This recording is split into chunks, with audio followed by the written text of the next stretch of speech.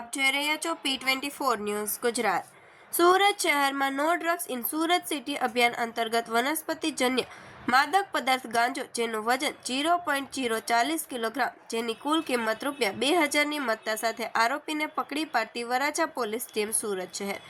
Police commissioner Shri Anupamsinh Gehlot સાહેબ તથા ખાસ police commissioner Shri sector 1 Wabang Samir સાહેબ તથા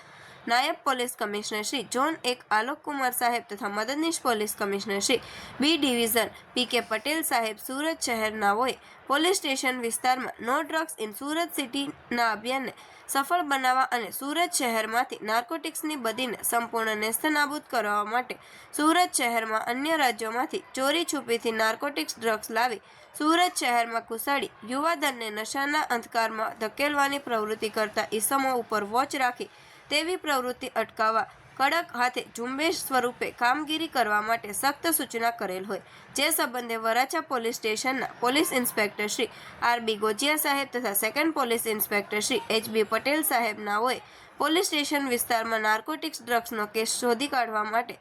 તે સંબંધે જરૂરી માર્ગદર્શન આપેલ જે અન્વયે સર્વેલન્સ પીએસઆઈ એ.જી. પરમાર સાહેબનાઓએ સર્વેલન્સ સ્ટાફના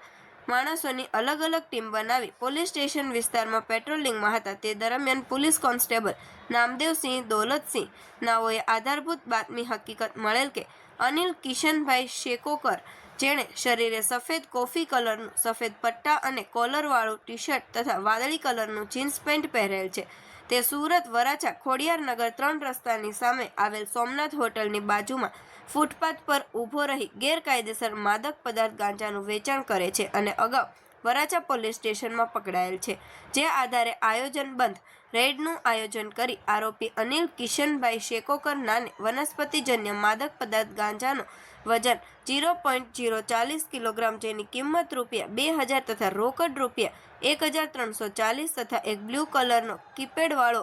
આઈટેલ કંપનીનો મોબાઈલ ફોન જેની કિંમત રૂપિયા 500 મળી કુલ કિંમત રૂપિયા 3840ના મત્તાનો